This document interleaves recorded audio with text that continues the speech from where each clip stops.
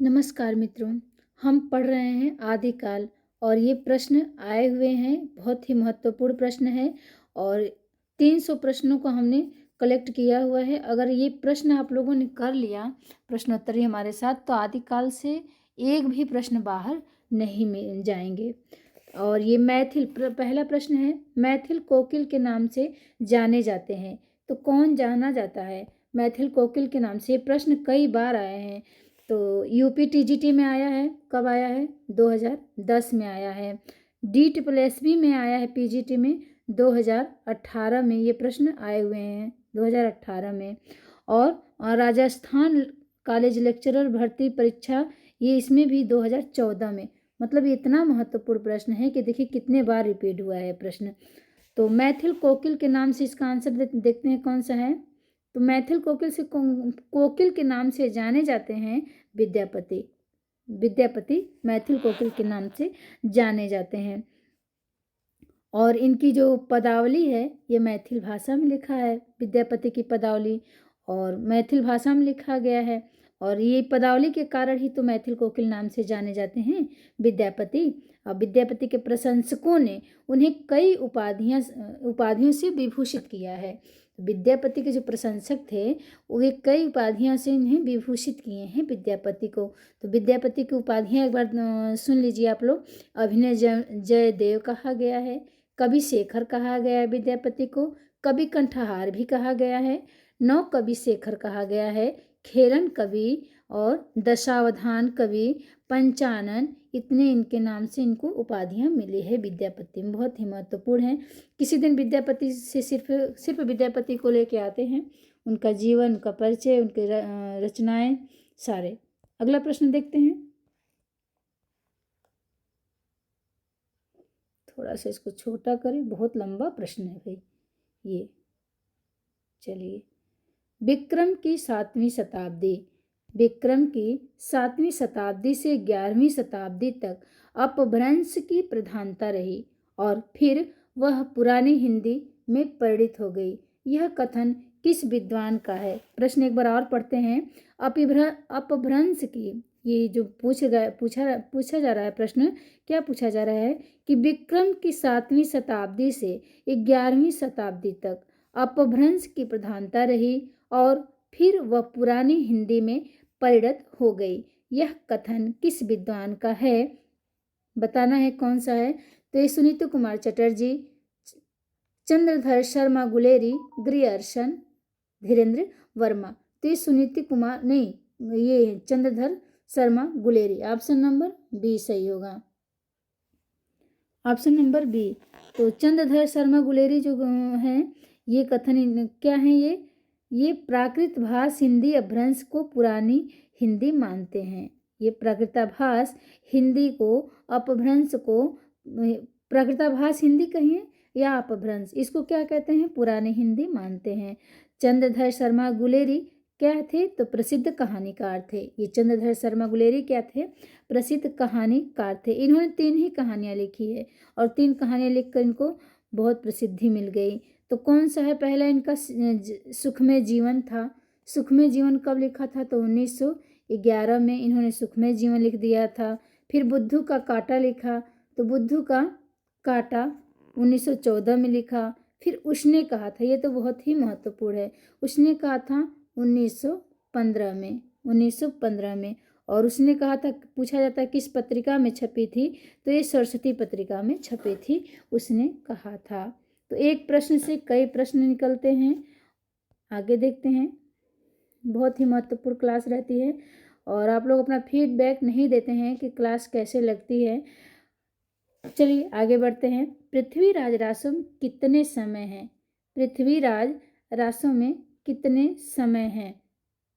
प्रश्न बनता है कि पृथ्वीराज रासो में कितने समय हैं? 59, 69, 79 या 89। तो कितने समय हैं? 69 समय है। पृथ्वीराज रासो में 69 समय है। पृथ्वीराज रासो के लेखक कौन है? तो सभी को पता है, चंद्र बरदाई हैं। कौन है? चंद्र बरदाई हैं पृथ्वीराज रासो के लेखक। और पृथ्वीराज रासो हिंदी का प्रथम महाकाव्य माना जाता है? किसने माना है ये भी पूछा जाता है कि तो शुक्ल जी ने पृथ्वीराज रासो को हिंदी का प्रथम महाकाव्य माना है। और प्रथम कवि किसे माना है? तो चंद्रवरदाई को माना है। हजारी प्रसाद द्विवेदी जी क्या कहते हैं? पृथ्वीराज रासो को सुखसुखी संवाद के रूप में मानते हैं। कौन? हजारी प्रसाद द्विवेदी। और वुलर ने तो इन्हें जो क्या किया था, इनको वुलर ने अप्रमाणिक घोषित कर दिया था ना। वुलर ने क्या किया था? वुलर कौन थे? ये कश्मीर के कवि थे ना। कश्मीर कवि जयानक इनकी है, जयानकृत नहीं, ये जो वुलर थे कश्मीरी कवि थे कश्मीर के। और किसके वेश में इन्होंने अप्रमाणित माना था? पृथ्वीराज रासो को। तो इनको कश्मीर में क्या पृथ्वीराज विजय नाम का कोई ग्रंथ मिल गया था, वो जयानक कवि का था। उसी के आधार पर इन्होंने पृथ्वीराज रासो को अप्रमाणिक मान दिया था। और पृथ्वीराज रासो को चंद्रवरदाई के पुत्र जल्हड़ ने पूर्ण किया था। तो जल्हड़ ने पूर्ण किया था, ये अपूर्ण रचना है। तो इनके एक कथन भी पूछा जाता है, पुस्तक जल्हड़ हथ दे चले चले, कुछ ऐसे करके आगे है, पूरा याद नहीं है। तो ये अपना जब वो पृथ्वीराज रासो जब क्या था कहानी कि पृथ्वीराज चौहान जो थे, जो चले गए थे बंदी बना के, तो ये ग्रंथ इनका दे के अपने पुत्र को सौंप के वो उनके पीछे चले गए थे उनको बचाने के लिए। अगला प्रश्न देख लेते हैं।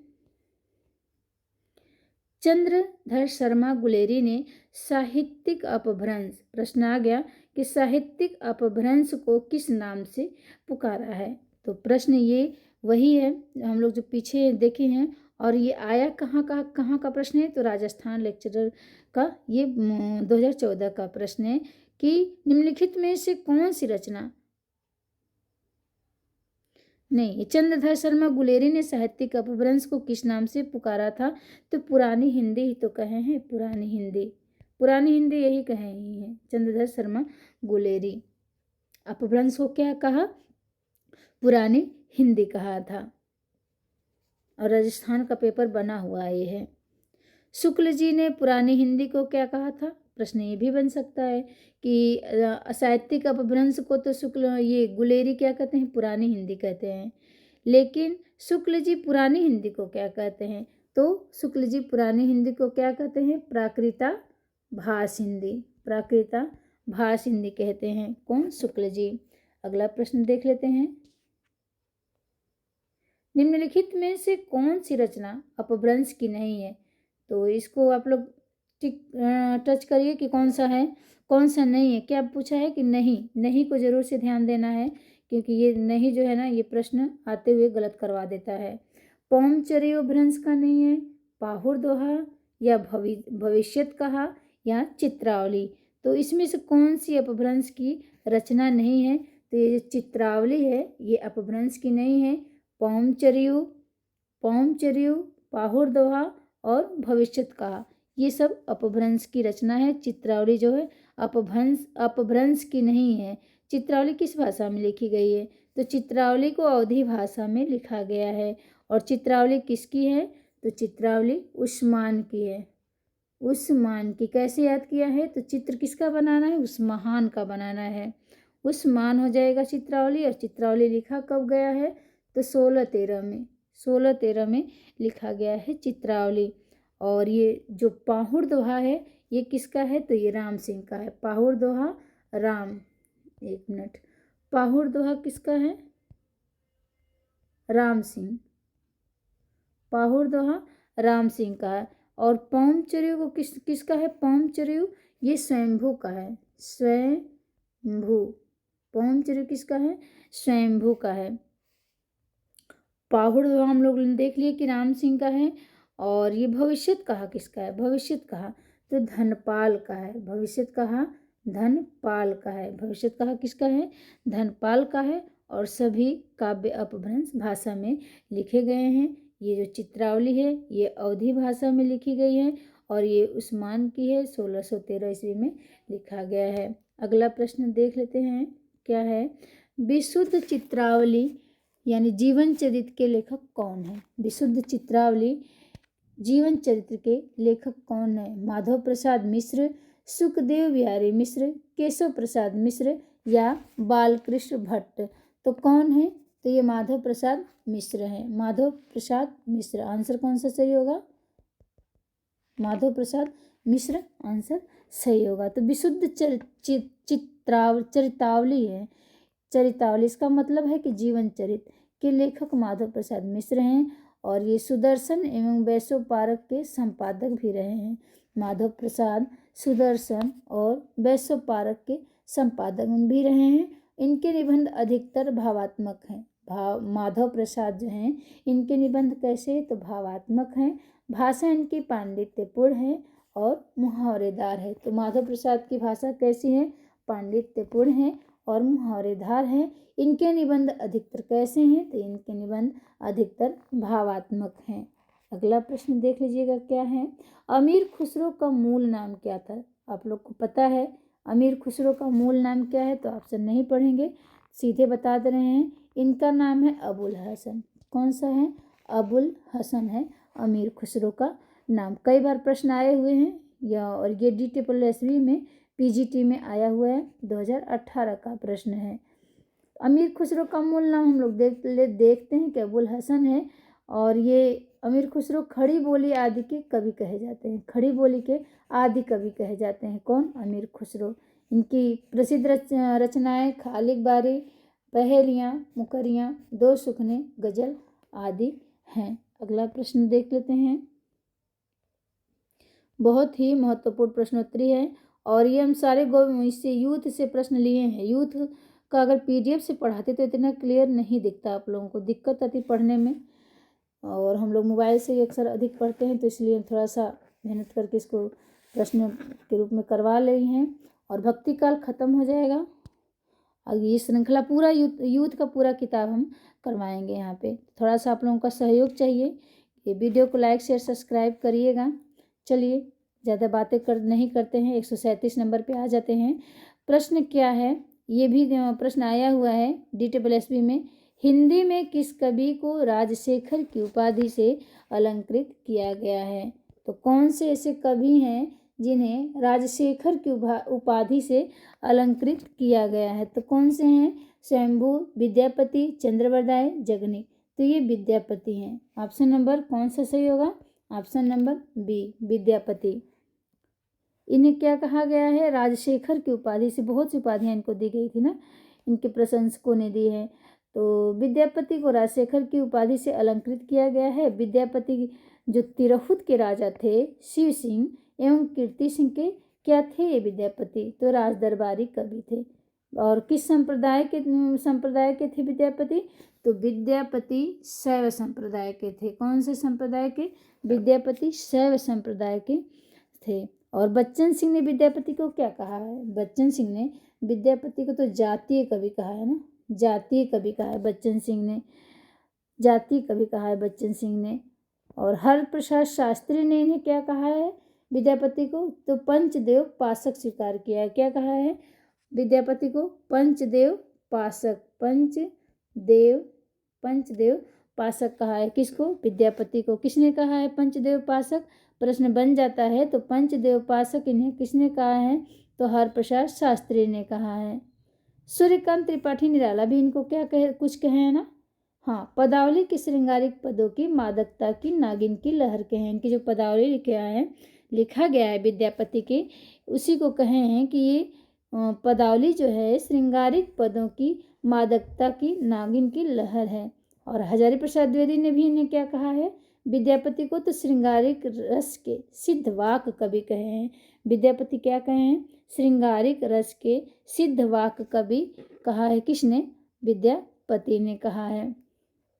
अन्य उपाधियां भी इनकी देख लेते हैं कि अभिनय जयदेव कहा, कवि का शेखर कहा गया है, कवि कंठार, नव कवि शेखर, खेलन कवि, दशावधान भी देखिए, याद रखिएगा इनको दशावधान भी कहा गया है।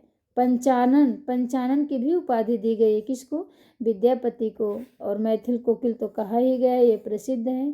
लेकिन ये खेलन कवि हैं, दशावधान हैं, पंचानन हैं, नव कवि शेखर हैं, कवि कंठहार हैं, अभिनय जयदेव और कवि शेखर की उपाधि से इनको उपाधियां इनको दी गई है। अगला प्रश्न की तरफ देखते हैं। अगले प्रश्न क्या है?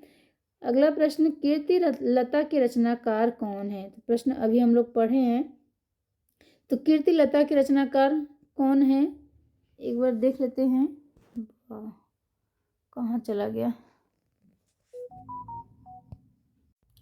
तो ये कीर्ति लता के रचनाकार कौन है, ये भी देखिए DSSB TGT 2018 में और उत्तराखंड असिस्टेंट प्रोफेसर 2017 में आया हुआ प्रश्न है। तो ये कीर्ति लता के रचनाकार पता है हम लोगों को, विद्यापति है और ये रचना भृंग भृंग संवाद के रूप में हुआ है। कीर्ति लता विद्यापति तिरहुत के राजा शिव सिंह और कीर्ति सिंह के राज दरबारी कवि थे। सरसार इन्होंने संस्कृत में लिखा है। गंगा वाक्यावली, दुर्गा भक्त तरंगड़ी, भू परिक्रमा, दान वाक्यावली, एक पुरुष परीक्षा भी है, विभागसार और लिखनावली, गयापद तलक, वर्णकृत, ये सब संस्कृत भाषा में इन्होंने लिखा है। और ये कीर्ति लता जो है, कीर्ति लता और कीर्ति पताका, ये अवहट्ट भाषा में लिखा गया है। और एक पदावली और गोरक्ष विजय पदावली, ये मैथिल भाषा में लिखा गया है। अगले प्रश्न की तरफ देखते हैं। अपनी पहेलियां और मुकरियां के लिए जाने जाते हैं कौन? चंद्रबरदाई, विद्यापति, अमीर खुसरो, हेमचंद्र। तो पहेलियां और मुकरियां के लिए तो हेमचंद्र ही जाने जाते हैं। हेमचंद्र का वास्तविक नाम पूछा जाता है तो अबुल हसन है इनका नाम। इनके गुरु का नाम निजामुद्दीन औलिया रहता है और ये खड़ी बोली के आदि कवि कहे जाते हैं। इनके द्वारा रचित ग्रंथ है खालिक बारी, पहेलियां, मुकरियां, दो सुखने, गजल आदि इनके महत्वपूर्ण ग्रंथ है। अगला क्वेश्चन देखते हैं कौन सा है। आदिकाल के साहित्य में उपेक्षित रहा को क्या था जो आदिकाल के साहित्य में उपेक्षित रहा? सामाजिक चेतना, आश्रयदाता, प्रशंसा, धार्मिक चेतना, राष्ट्रीय चेतना। तो आदिकाल में जो था ये राष्ट्रीय चेतना उपेक्षित रहा और ये इनकी अन्य विशेषता था। जो सामाजिक चेतना था ये अन्य विशेषता में आता है इनके। आश्रयदाता की प्रशंसा भी होती थी, धार्मिक चेतना था उस समय। ये सब आदिकाल की विशेषताएं हैं। और आदिकाल को शुक्ल जी ने क्या कहा है? ये प्रश्न बनता है कि आदिकाल को शुक्ल जी ने क्या नाम रखा है? तो वीर गाथा काल। आदिकाल का नाम क्या था? वीर गाथा काल था। अगले प्रश्न की तरफ बढ़ते हैं। आदिकाल के काव्यों की प्रधान भाषा थी तो कौन सी थी? आदिकाल के काव्यों की भाषा कौन सी प्रधान थी? प्रश्न ये है। प्राकृत थी, पाली, डिंगल पिंगल मिश्रित या खड़ी बोली? तो कौन सा था भाषा प्रधान? आदिकाल के काव्यों की भाषा कौन सी प्रधान थी? तो डिंगल पिंगल मिश्रित काव्यों की भाषा प्रधान थी। और ये भी DSSB TGT 2018 का आया हुआ प्रश्न है। डिंगल भाषा बनती किससे है? तो राजस्थानी और अपभ्रंश से। राजस्थानी प्लस अपभ्रंश से क्या बनता है? डिंगल बनता है। और पिंगल भाषा किससे बनता है? तो राजस्थानी प्लस ब्रज भाषा। तो ब्रज वाला आ जाएगा तो पिंगल में हो जाएगा। और जहाँ लड़ाई झगड़ा का होता था वहाँ डिंगल की भाषा यूज किया जाता है। और जहाँ प्रेम श्रृंगार जैसे काव्य में पिंगल का भाषा ही उसमें प्रयोग किया जाता था। अगला प्रश्न देखते हैं 142 पे कि पुस्तक जल्हड़ हत दे। देखिए हमें याद नहीं आ रहा था, ये आ भी गया। पुस्तक जल्हड़ हत दे चले गज्जन रिपकाज, ये पंक्ति किस कवि से संबंधित है? कौन सा कवि है जो ये कथन है इनका कि पुस्तक जल्हड़ हत दे चली गज्जन निपकाज?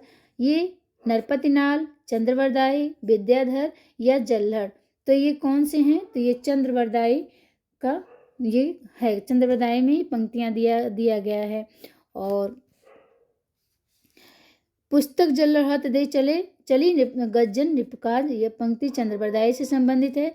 पृथ्वीराज रासो में कितने छंद हैं पूछा जाता है। चंद्रवरदाई का क्या है? पृथ्वीराज रासो। इसको पूरा किया था ना इनके पुत्र जल्हड़ ने। तो यही जब दे के ये पुस्तक चले गए थे चंद्रवरदाई तो जल्हड़ को, तो ये अधूरी काव्य है। और इसको जल्हड़ ने पूरा किया था। और इसमें छंद कितने हैं, तो 68 छंद हैं। 68 छंदों का प्रयोग किया गया है। हजारी प्रसाद द्विवेदी ने क्या कहा है पृथ्वीराज रासो को, तो सुख सुखी संवाद के रूप में रचित माना है। बच्चन सिंह ने इसे राजनीतिक महाकाव्य माना है। और दूसरे शब्दों में क्या कहा जाता है, राजनीति की महाकाव्यात्मक त्रासदी है। किसे कहा गया है, तो पृथ्वीराज रासो को कहा गया है। अब ये अगला प्रश्न जो है ये सुमिलित करने वाला है कि भारतेश्वर बाहुबली रास किसका है। तो ये भारतेश्वर बाहुबली जो है ये तो शालिभद्र सूरी का है। शालिभद्र सूरी का है भारतेश्वर बाहुबली रास। और रेवंतगिरी किसका है, तो विजय सेन सूरी का है। रेवंतगिरी विजय सेन सूरी का है, ये भी सही है। सुमेलित कौन सा नहीं है पूछा, तो ये भी सही है कि भारतेश्वर बाहुबली रास शालिभद्र सूरी का है। और रेवंतगिरी रास विजय सेन सूरी। स्थूलभद्र रास, ये स्थूलभद्र रास किसने लिखा है, तो स्थूलभद्र रास जिन धर्म सूरी का है, ये भी सही है। जिन धर्म सूरी का है स्थूलभद्र रास। चंदन बाला रास आसगु का है। चंदन बाला रास आसगु का है। अच्छा, जिन दत्त सूरी, ये जिन दत्त सूरी लिखा है, ये थोड़ा सा गलत है, ध्यान देना है। ये जिन दत्त सूरी है, लेकिन स्थूलभद्र रास के रचनाकार कौन है, जिन धर्म। स्थूलभद्र का है जिन धर्म आ जाएगा, जिन धर्म सूरी हो जाएंगे स्थूलभद्र का। तो ऑप्शन नंबर सी जो है यही सही नहीं है। तो अगला प्रश्न देखते हैं। थोड़े कुत्ते की आवाज़ आ रही है इसलिए परेशानी हो रही है हमें क्लास लेने में। रणमल छंद के रचयिता कौन है, रणमल छंद के रचयिता कौन है, ये श्रीधर हैं। रणमल छंद के रचयिता श्रीधर हैं। और ये कितने छंद में लिखित वीर गीत है। रणमल छंद क्या है, ये वीर गीत है। और कितने छंद में लिखा गया है, तो 70 छंद में ये लिखा गया है। भट्ट केदार ने जयचंद्र प्रकाश नाम से प्रबंध काव्य लिखा था। तो भट्ट केदार का क्या था, जयचंद्र प्रकाश। और ये जयचंद्र प्रकाश क्या है, तो ये प्रबंध काव्य है। मधुकर कवि ने जयमयंक जयचंद्रिका लिखा है। मधुकर ने क्या लिखा है, जयमयंक जयचंद्रिका। और जयेंदु ने परमात्मा प्रकाश लिखा है। परमात्मा प्रकाश 2 लिखे हैं ना, और एक कौन सा था, योगसार। हाँ, 2 पुस्तक लिखा था किसने, ये जयेंदु ने। परमात्मा प्रकाश और योगसार 2 पुस्तकें लिखा है किसने, जयेंदु ने। अगला प्रश्न देखते हैं कौन सा है। पृथ्वीराज रासो में पृथ्वीराज के पिता कौन है। प्रश्न क्या है, NVS PGT 2019 में आया हुआ प्रश्न है ये कि पृथ्वीराज रासो के पिता, पृथ्वीराज रासो में पृथ्वीराज के पिता का भी नाम याद करना है। तो पृथ्वीराज के पिता का नाम क्या था, तो सोमेश्वर था। सोमेश्वर नाम याद कर लेंगे। पृथ्वीराज के पिता सोमेश्वर थे। ये देखिए, ये हमें जल्द याद नहीं था कि इनके पिता सोमेश्वर हैं। और ये NVS PGT 2019 का प्रश्न बना हुआ है, तो महत्वपूर्ण है, आ भी सकता है। प्राकृताभास, एक मिनट, अगला प्रश्न देखते हैं कि प्राकृताभास हिंदी से आशय क्या है, अपभ्रंश है। प्राकृताभास हिंदी से आशय अपभ्रंश है। हिंदी, प्राकृत, पाली 146 नंबर का प्रश्न है। ये भी NVS PGT में आया हुआ प्रश्न है। तो प्राकृताभास का मतलब क्या है, आशय क्या है, अपभ्रंश है। ऑप्शन नंबर ए सही होगा, अपभ्रंश है। और प्राकृताभास हिंदी की रचना विक्रम की 7वीं शताब्दी से होने लगी। प्राकृताभास हिंदी से आशय तो अपभ्रंश है, तो 7वीं शताब्दी, विक्रम की 7वीं शताब्दी से प्राकृताभास हिंदी की रचना होने लगा। प्राकृताभास हिंदी का तात्पर्य है प्राकृत की रूढ़ियों से बहुत कुछ बद्ध। प्राकृत की रूढ़ियों से बहुत कुछ बद्ध प्राकृताभास हिंदी है।